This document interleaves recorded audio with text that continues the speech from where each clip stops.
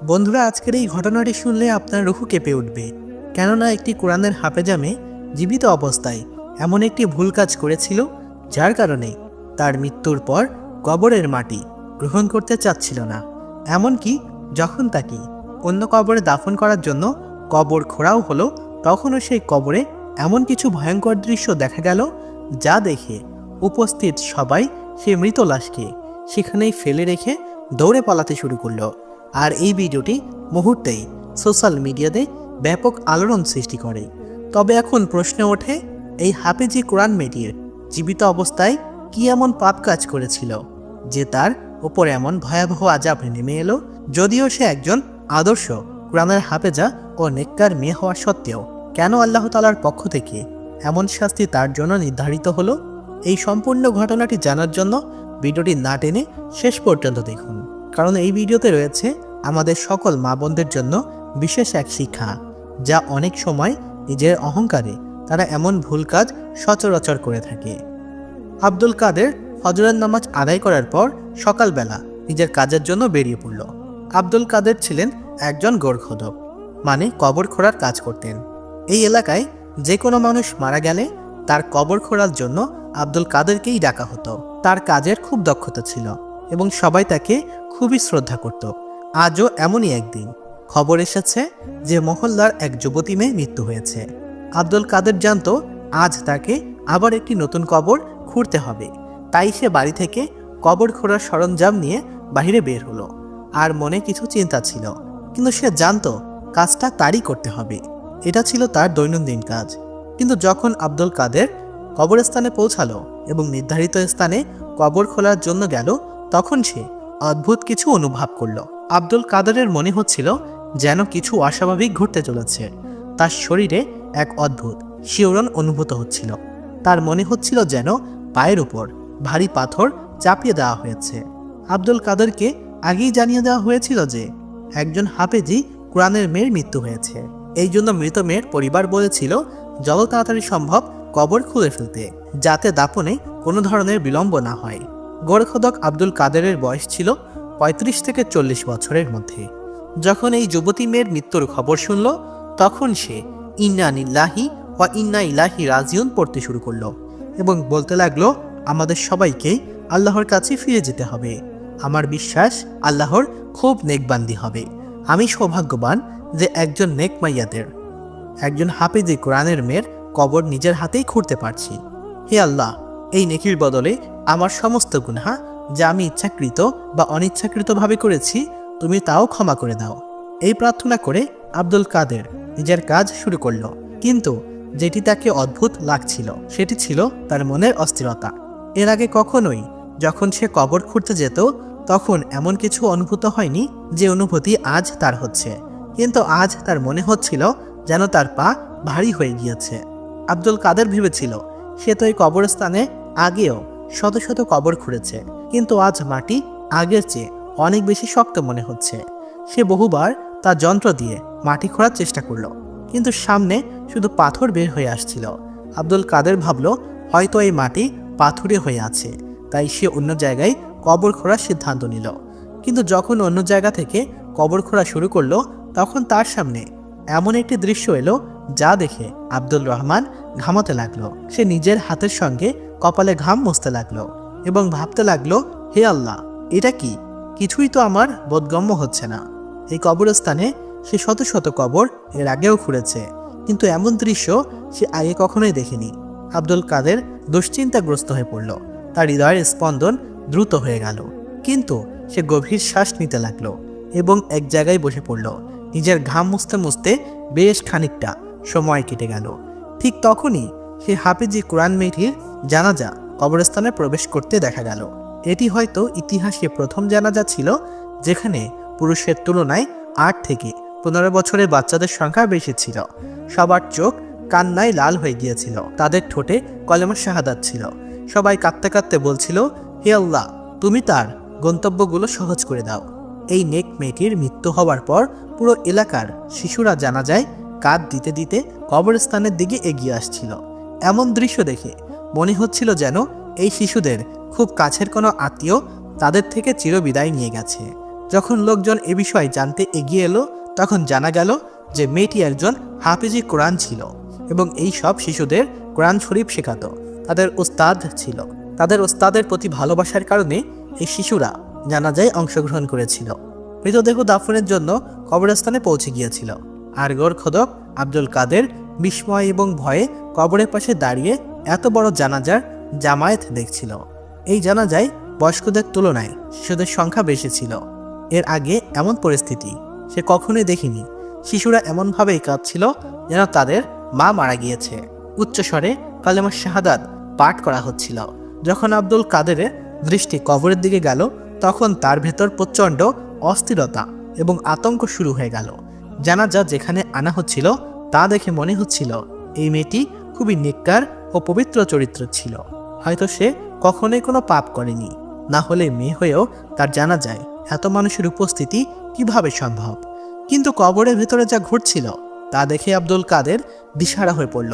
তার ঠোঁটে আস্তাক ফিরুল্লাহ বারবার উচ্চারিত হচ্ছিল। যখন এই মেয়েটি মৃতদেহ কবরের ভিতরে রাখা হচ্ছিল তখন হঠাৎ করে মাটি কেঁপে উঠল। মনে হচ্ছিল যেন মাটির নিচে কিছু একটা আছে। সেখানে উপস্থিত লোকেরা এই দৃশ্য দেখে হতভাগ হয়ে গেল। এরপর মেয়েটিকে কবর দেওয়ার আগেই হঠাৎ একটি বিশাল কালো সাপ মাটির নিচ থেকে বের হয়ে এলো। সাপটি মৃতদেহকে আক্রমণ করতে লাগলো। তবে পরে মৃতদেহর উপস্থিতি লোকেরা আতঙ্কে চিৎকার করতে করতে মৃতদেহটিকে কবর থেকে টেনে তুলে ফেলল। সাপটি কবরের ভেতরেই ঘুরতে থাকলো। কবর থেকে সাপ এবং বিচ্ছু বের হতে দেখে সেখানে উপস্থিত লোকজন ভয়ে চিৎকার করে উঠল এবং আশেপাশের লোকজনও ঘটনাস্থলে ছুটে আসতে শুরু করলো। এই খবর ছড়িয়ে পড়ল যে কবর থেকে সাপ বের হয়ে এসেছে। লোকজন বলতে লাগলো, দেখো কবর থেকে সাপ বের হচ্ছে। আস্তাগফিরুল্লাহ, কিন্তু এ তো একজন হাফিজি কোরআনের মেয়ে, তার কবর থেকে সাপ কিভাবে বের হতে পারে? এই মেয়েটি তো অনেক ছেলে মেয়েকে কোরআন শেখাতো, দিনই শিক্ষা দিত।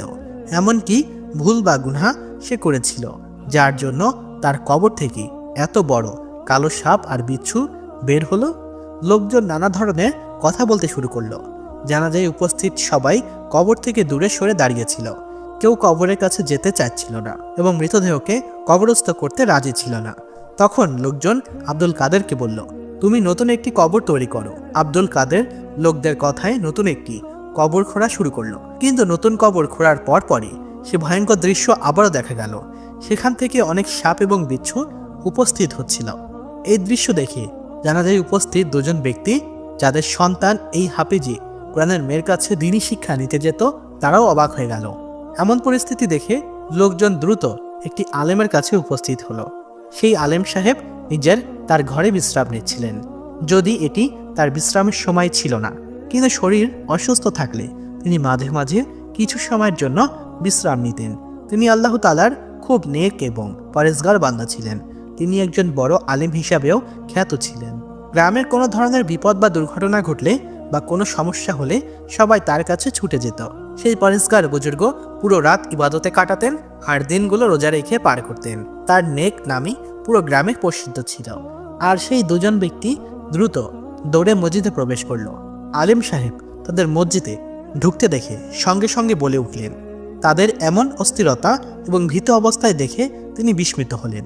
তারা নিজেরাও চিন্তিত হয়ে পড়লেন এবং জানতে চাইলেন এটা কি ব্যাপার। যে দৃশ্য তারা নিজেদের চোখে দেখেছে সবকিছুই তারা আলেম সাহেবকে জানালেন। সবকিছুই শোনার পর আলেম সাহেব বিস্ময় এবং চমকে উঠলেন এবং বললেন, আস্তাগফিরুল্লাহ। জানিয়ে রাখা ভালো, সেই আল্লাহওয়ালা বুজুর্গ তখন কিছু কাজের প্রয়োজনে নিজের বাড়িতে গিয়েছিলেন, তাই মেয়েটির মৃত্যুর খবর তাদের কাছে পৌঁছেনি। তখন সেই বুজুর্গ বললেন, আমাকেও কবরস্থানে নিয়ে চলো। তিনি সেই দুই ব্যক্তিকে বললেন, যতক্ষণ না আমি নিজের চোখে সেই দৃশ্য দেখে আসি ততক্ষণ আমি এটা বিশ্বাস করতে পারবো না। যখন তিনি কবরস্থানে পৌঁছালেন দেখলেন অনেক মানুষের ভিড় জমে আছে, কিন্তু সেই আল্লাহওয়ালা বুজুর্গকে দেখে লোকজন দ্রুত পথ ছেড়ে দিল। আলেম সাহেব মনে মনে দরুদ শরীফ পড়ছিলেন এবং ভাবছিলেন, আল্লাহর মেহেরবান হন, এখানে আসলে কি ঘটনা ঘটেছে। তিনি একবার মেয়েটির লাশের দিকে তাকালেন, আবার চারপাশে উপস্থিত লোকদের দিকে তাকালেন। একদিকে শিশুদের ভিড়, আর কেউ লাশের কাছাকাছি যাচ্ছিল না। আলেম সাহেব কবরের দিকে এগিয়ে গেলেন এবং যখন কবরের ভিতরে দেখলেন তখন তার পুরো শরীর কেঁপে উঠল। এমন সময় একজন লোক এগিয়ে এসে আলেম সাহেবকে সালাম জানালেন এবং বললেন, আমার জীবন আপনার জন্য উৎসর্গ। আমি আপনাকে কিছু জানাতে চাই। প্রথম কবর খোঁড়ার সময় মাটির ভেতর থেকে শুধু পাথর আর শক্ত কঙ্কর বের হচ্ছিল, যা শরীর কাঁপাচ্ছিল। দ্বিতীয়বার যখন কবর খোঁড়া হয় তখন কবরের ভেতর থেকে বড় কালো সাপ বের হয়ে এলো। এটি দেখে সবাই আতঙ্কিত হয়ে পড়ল। তৎক্ষণাৎ মেয়েটির জন্য অন্য একটি স্থানে নতুন কবর খোঁড়া হয়, কিন্তু সেও একই ঘটনা ঘটে। প্রতিটি কবর থেকে সাপ আর বিচ্ছু বের হতে লাগলো।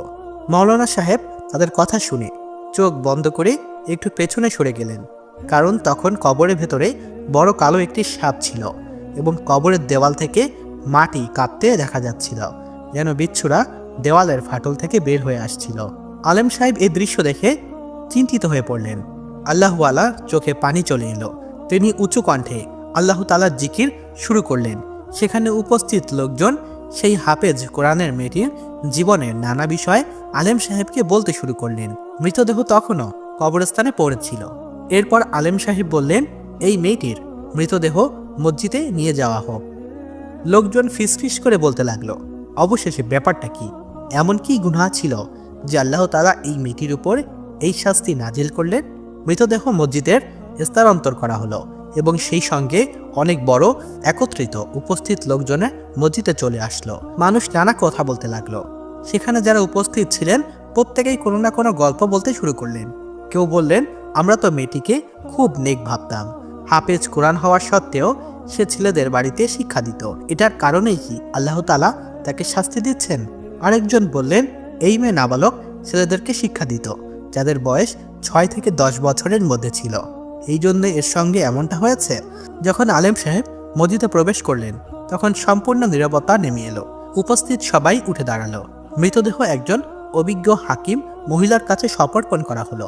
বলা হলো, এই মেয়েটির পুরো শরীর পরীক্ষা করা হোক এবং দেখা হোক এমন কি গুনাহ ছিল যা এর সঙ্গে এমনটা ঘটল। এদিকে লোকেরা ভাবতে লাগলো, এখন এই মেয়েটির মৃতদেহ কবর দেওয়া হবে কিনা। যা কিছু ঘটেছে তাতে মনে হয় সে অনেক বড় গুনাহগার, তাই তো পৃথিবীও তাকে গ্রহণ করতে পারছে না। আলেম সাহেব বললেন, চুপ হয়ে যাও। আল্লাহর কাছে কে কি মর্যাদা রাখে, কে কতটা গুনাহগার তা আল্লাহ তাআলাই ভালো জানেন। এই কথা শোনার পরে সবাই চুপ হয়ে গেল। তবে মনে মনে সবার মাথায় একই চিন্তা ঘুরপাক খাচ্ছিল। সবাই ভাবছিল কিভাবে একটা হাফেজ কোরআনের মেয়ে কবর থেকে এমন সাপ এবং বিচ্ছু বের হতে পারে। তখন আলেম সাহেব সবাইকে ডেকে বললেন, যত শিশু এই মেয়ের কাছে কোরআন শিখার জন্য আসতো তাদের সবাইকে এখানে ডেকে আনো। আমি তাদের কাছে কিছু জিজ্ঞেস করতে চাই। শিশুরা সবাই মসজিদে উপস্থিত হলো। আলেম সাহেব তাদের সামনে গিয়ে খুব মমতার সঙ্গে প্রশ্ন করলেন, তোমার এই হাফেজ আপু কি কখনোই তোমাদের গায়ে হাত তুলতো, কোনো কঠোর আচরণ করত? এই প্রশ্ন শুনে সব শিশু চুপ হয়ে গেল। তারপর তারা বলল, না, এমন কিছুই নয়। তিনি খুবই ভালো মানুষ ছিলেন। আমরা আমাদের প্রথম অক্ষর তার কাছেই শিখেছি। তিনি কখনোই কোনো শিশুর সঙ্গে কঠোর ব্যবহার করেননি, আমাদের মারেননি। শিশুদের সবাই একই কথা বলল। তাদের মুখেও সন্তুষ্টির ভাব দেখা যাচ্ছিল। এরপর আলেম সাহেব জিজ্ঞেস করলেন, এই মেয়ের ঘরে কি আর কেউ আছে? তখন দুইজন ব্যক্তি এগিয়ে এসে বলল, আলেম সাহেব, এই মেয়ের ঘরে তার ছাড়া আর কেউ নেই। তার মা বাবা অনেক আগেই মারা গেছে। সে একাই থাকতো।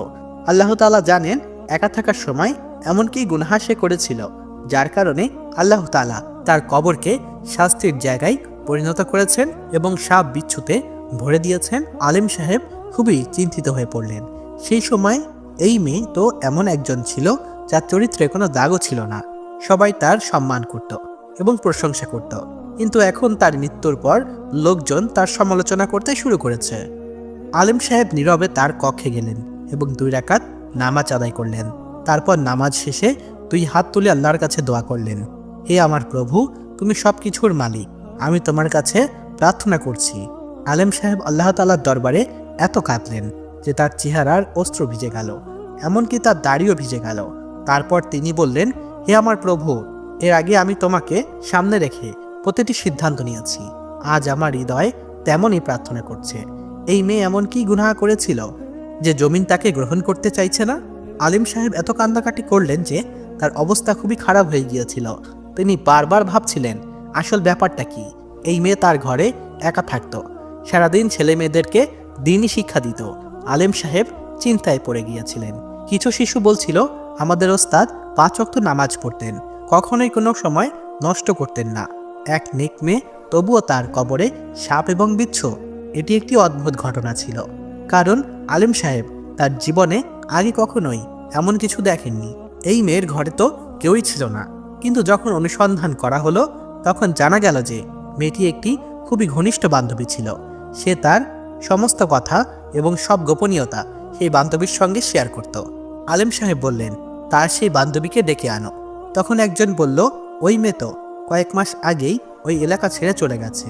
লোকেরা বলল, 2 বান্ধবীর মধ্যে কোনো কারণে ঝগড়া হয়েছিল, আর এই মেয়ে রাগ করে গ্রাম ছেড়ে চলে গেছে। আলেম সাহেব অবাক হলেন। তিনি ভাবলেন, নিশ্চয়ই এর পেছনে কোনো গোপন রহস্য রয়েছে যা তার বান্ধবী জানে। তাই আলেম সাহেব তৎক্ষণাৎ 2 লোককে অন্য গ্রামে পাঠালেন, যাতে তারা সেই বান্ধবীকে খুঁজে নিয়ে আসতে পারে। ততক্ষণে সেই মহিলা উপস্থিত হয়েছিল, যার কাছে হাফেজ কোরআনের মেয়েটির মরদেহর দায়িত্ব দেওয়া হয়েছিল। তিনি কিছুটা অস্বস্তির অবস্থায় মসজিদের বাহিরে আলেম সাহেবের সঙ্গে দেখা করলেন। আলেম সাহেব তাকে দেখে তার কপালে ভাঁজ ফেললেন এবং জিজ্ঞেস করলেন, আপনি এই মেয়ের শরীর পরীক্ষা করে কি পেয়েছেন? কোনো কিছু জানতে পেরেছেন? তখন মহিলাটি বলল, আলেম সাহেব, এই মেয়ে অত্যন্ত নেক এবং পবিত্র চরিত্রের অধিকারিণী। আমি তার চরিত্রে বিন্দু মাত্র কোনো ত্রুটি খুঁজে পাইনি। এই কথা শুনে আলেম সাহেব নীরব হয়ে গেলেন।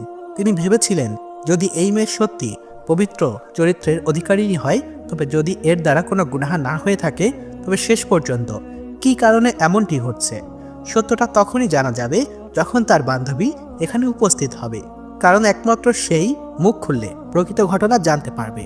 অনেকেই প্রশ্ন ওঠাচ্ছিল। তখন কেউ একজন বলল, এই মেয়ে একা থাকতো, নিশ্চিতভাবে রাতে কোনো ছেলেকে ডেকে এনে তার সঙ্গে জিনা করত, এই জন্য তার উপর এই শাস্তি এসেছে। সেখানে উপস্থিত প্রতিটি ব্যক্তি তার চরিত্র নিয়ে প্রশ্ন তুলছিল। সবাই বলছিল, নিশ্চয়ই এই মেয়ে জিনা করত, দিনে আলোতে নেককার শাস্ত, আর রাতে পাপের গভীরে ডুবে যেত। 2-3 দিন কেটে গেছে, কিন্তু এভাবে সেই লোকটি তার বান্ধবীকে আনতে সক্ষম হয়নি। এক অদ্ভুত পরিস্থিতি তৈরি হলো। হঠাৎ খবর এলো সেই মেয়ের বান্ধবীকে পাওয়া গেছে। আলেম সাহেব, তিনি ক্লান্তিতে নুয়ে পড়েছিলেন, এক গভীর নিঃশ্বাস নিয়ে বসেছিলেন। এই খবর শুনে দ্রুত উঠে সামনে এগিয়ে গেলেন। মেয়েটির সামনে ছিল পুরোপুরি পর্দায় ঢাকা। সেই মেয়েটি বোরখা পরেছিল এবং খুবই কম বয়সী মনে হচ্ছিল। মেয়েটি আলেম সাহেবকে দেখে কেঁদে উঠল এবং বলতে লাগলো, আমার তো ধারণাই ছিল না যে আমার বান্ধবীর সঙ্গে এমন কিছু ঘটতে পারে। যখন আমাকে এসে জানানো হলো আমার বান্ধবী খুশপুর কবরে ঘটনাটি ঘটেছে, আমি ভয়ে শিউরে উঠেছিলাম এবং তৎক্ষণাৎ আপনার কাছে চলে এলাম। আমি কোনোভাবেই ভাবতে পারিনি যে আমার বান্ধবীর এমন শাস্তি সম্মুখীন হতে পারে। আর তার মৃত্যুর পর সেই পুরুষরাই তার সম্পর্কে মন্তব্য করছে, যারা নিজেরাই 10টি জায়গায় অন্যায় করে বেড়ায়। আলেম সাহেব মেয়েটির দিকে তাকালেন এবং সঙ্গে সঙ্গে বললেন, তুমি তো জানো আমরা তোমাকে এখানে কেন রেখেছি। এই মেয়েকে নিয়ে নানা রকম গুজব ছড়িয়ে পড়েছে। মানুষ তার চরিত্র নিয়ে বিভিন্ন প্রশ্ন তুলছে, বলছে এই মেয়ে নিজের গুনাহার কারণে এই পরিস্থিতিতে পৌঁছেছে। এমনকি গোরখদকও তার কবরে সাপ এবং বিচ্ছু দেখতে পেয়েছে। একাধিকবার সাপটি কবর থেকে বের করার চেষ্টা করা হলেও কবরে বসে থাকা সাপটি ভয়ঙ্কর দৃষ্টিতে মাইয়াককে দেখছিল, যেন সেই সাপটি শুধু এই মেয়েটিকেই কামড়াতে চাচ্ছিল। আল্লাহ ওয়াস্তে, তোমাকে সত্য বলতে হবে, এই মেয়েটি এমন কি গুনাহ করেছিল? প্রথমে তার বান্ধবী কান্নায় ভেঙে পড়ল, চোখে অশ্রু চলে এলো। তারপর বলল, এটা কোনো গুনাহগার ছিল না, না, এটি জিনাও হতে পারে না। হ্যাঁ, তবে এক বড় গুনাহ করেছিল, যার কারণে আমি এর থেকে দূরে সরে গিয়েছিলাম এবং সমস্ত সম্পর্ক ত্যাগ করেছিলাম, কারণ আমি জানতাম যদি আমি এখানে থাকি এক সময় আবার আমাকে এর সঙ্গে যোগাযোগ করতে হবে। কিন্তু এই ধরনের মেয়ের সঙ্গে সম্পর্ক রাখা আমার জন্য সহজ ছিল না, কারণ আমার মা বাবা আমার প্রাণের চেয়েও বেশি প্রিয় ছিল। আলেম সাহেব তার কথাগুলি শুনছিলেন। এরপর তাকে জিজ্ঞেস করা শুরু করলেন, তুমি বলো, এই মেয়েটি এমন কি গুনাহ করেছিল যার কারণে আজ এই ঘটনা ঘটেছে? সে কিছুক্ষণ নীরবে রইল। তারপর বলল, আলেম সাহেব, আমি এই মেয়েটির পাশে থাকতাম। আমরা দুজন একসাথে কোরআন মাজিদের হেফেজ হয়েছিলাম, কিন্তু এর বাবা তো আগে থেকেই মারা গিয়েছিলেন, তাই পুরো পরিবারের দায়িত্ব ছিল তার উপর। পরিবারে খারাপ অবস্থার কারণে সে শিশুদের কোরআন শিক্ষা দিত এবং বাড়িতে একটি হাদিয়া পাক পাঠাতে থাকত। এই মেয়ের মা এবং মেয়ের দুজনের জীবন ভালোভাবেই যাচ্ছিল। কিন্তু যখন সময় বাড়ল, এই হাফিজি কোরআনের মেয়েটির মায়ের মধ্যে অসুস্থতা দেখা দিল। তিনি অসুস্থ থাকতে থাকতে এতটাই অসুস্থ হয়ে পড়লেন যে তিনি পাগল হয়ে গিয়েছিলেন এবং তার কিছু মনেই থাকতো না। সে বাচ্চাদের মতো আচরণ করত। প্রথমে আমার বান্ধবী তার মায়ের অনেক যত্ন নিত এবং তার মায়ের জন্য অনেক কান্নাকাটি করত আর খুব খেয়াল রাখত। কিন্তু আস্তে আস্তে সে তার মায়ের প্রতি ঘৃণা করতে শুরু করলো। মায়ের ডাকে সে আর কাছে যেত না। তার মা বাথরুমের জন্য তাকে ডাকতো, সে কিছুই করতো না, তার মায়ের কথা শুনতো না, বরং বলতো আমি তো এখন এই কাজটাই করছি, এর পরে আসবো। মা কখনো কখনো শয্যায় শেষে মলমূত্র ত্যাগ করতেন এবং তা নষ্ট হয়ে যেত। বহুদিন সে তার মায়ের শয্যা পরিবর্তন করতো না। যখন তার মন চাইতো তখন সে তার মাকে খাবার দিত, না হলে মা বাসায় খালি পেটে বসে থাকতেন আর সে নিজের বাচ্চাদেরকে পাঠদান করাতে ব্যস্ত থাকত। যখনই আলেম সাহেব এই মেয়েটির মুখ থেকে এইসব শুনছিলেন, তার মুখে রাগে লাল হয়ে উঠেছিল। তিনি বললেন, সকলের সঙ্গে ভালো ছিল, নেক কাজ করত, 5 ওয়াক্ত নামাজ পড়ত, প্রতিটি নামাজের পর নিজের মায়ের জন্য দোয়া করত। সে বলতো, আল্লাহ তুমি তাকে নিজের কাছে ডেকে নাও। আল্লাহ, আমি আমার মায়ের সেবা করতে করতে ক্লান্ত হয়ে গেছি, সে যদি মারা যায় তবে ভালো হবে, আমার সময়ও নেই। সে বাচ্চাদের পড়াতে বাধা সৃষ্টি করে, যার ফলে বারবার আমাকে গোসল করতে হয়। একদিন আমি সেখানেই ছিলাম যখন তার মা পানি চাচ্ছিল। তার মা তাকে বারবার পানি দিতে ডাকছিলেন, কিন্তু সে শুনছিল না। আমি নিজেই গিয়ে তাকে পানি দিলাম। তার মা আমার সামনে কান্না করতে লাগলো, তার চোখে অশ্র ছিল। তিনি কান্না করতে করতে আমাকে নিজের মেয়ের বিরুদ্ধে অভিযোগ করলেন। কিন্তু যখন আমার বান্ধবী তা শুনল, সে এসে তার মায়ের মুখে একটি জোরে থাপ্পড় মেরে দিল এবং গালিগালাজ করতে করতে বলল, তোমার জন্য আমি আমার জীবন নষ্ট করেছি, তোমার জন্য আমি কি করিনি, সমস্ত উপার্জন তোমার চিকিৎসায় ব্যয় করেছি, তবে তুমি আমাকে এমন খারাপ কথা শোনাচ্ছ, জনসম্মুখে আমাকে অপমানিত করছো। এটা শুনে আমি আর সহ্য করতে পারলাম না। আমি আমার বান্ধবীর মুখে থাপ্পড় মেরে সেখান থেকে চলে এলাম। এরপর আমি আর কখনোই ফিরে আসিনি। আমি চেয়েছিলাম তার মাকে আমার সাথে নিয়ে যেতে, কিন্তু সে তার মাকে আমার সাথে যেতে দেয়নি। তারপর আমার বাবা খুব বড় ব্যবসায়ী ছিলেন। আমি তার সাথে অন্য গ্রামে গিয়ে থাকতে শুরু করলাম। আমি চলে যাওয়ার পর তার মায়ের মৃত্যু হয়ে গেল এবং সময় চলে গেল। আজ তার মায়ের মৃত্যুর পর ঠিক 2 সপ্তাহের দিকে তার মেয়েরও মৃত্যু হলো। লোকেরা জানতে পারলো যে এই মেয়ে তার মায়ের অধিকার নষ্ট করেছিল, মাকে গালিগালাজ করত, আল্লাহ তাআলার অধিকার সে পূর্ণ করত। কিন্তু যখন মায়ের বিষয় আসলো তখন সে অবাধ্য হয়ে গেল, মায়ের অধিকার পূর্ণ করতে পারেনি। মায়ের সাথে তার আচরণ ছিল খুবই খারাপ। পবিত্র কোরআনে আমাদের রব বলেছেন, তোমরা তোমাদের বাবা মায়ের সামনে মাথা নত করে রেখো, তাদের দিকে কখনোই উফ বলো না। কিন্তু এই মেয়ে ভুলে গিয়েছিল যে সে কত বড় পাপ করেছে। সেখানে উপস্থিত সবাই কান্না করতে লাগলো, তাদের চোখে অশ্রু ছিল। অচেতনভাবেই সবাই তাদের মা বাবার কাছে ক্ষমা চাইল এবং তাদের খারাপ আচরণের জন্য গভীর আফসোস প্রকাশ করলো। এই মেয়ের জন্য আল্লাহর কাছে ক্ষমা প্রার্থনা করতে থাকলো, কারণ তারা নিজেদের চোখেই মায়ের অবাধ্যতার ফল দেখেছিল। অতঃপর যখন এই মেয়েটিকে কবরস্থানে নামানো হচ্ছিল, তখনও সেখানে একটি বড় বিষাক্ত সাপ উপস্থিত ছিল এবং বিষাক্ত বিচ্ছুরাও ফানা মারছিল। আলেম সাহেব বললেন, এখন এটি তার এবং আল্লাহর বিষয়, তাকে এভাবেই কবরস্থানে দাফন করে দেয়া হোক। এখন সেই সাপ এই হাফিজি কোরআনের মেয়ের সঙ্গে কবরস্থানে দাফন হয়ে গেল। বন্ধুরা, একটি কথা সবসময় মনে রাখবেন, বিষয় যতই গুরুতর হোক না কেন, মায়ের ইজ্জতকে অপমান করবেন না। মা বাবার অবাধ্য হওয়া হলে দুনিয়ার কখনোই সুখ শান্তি মিলবে না, এমনকি আখিরাতও মিলবে না, বরং তা একটি বড় শিক্ষা হয়ে দাঁড়াবে।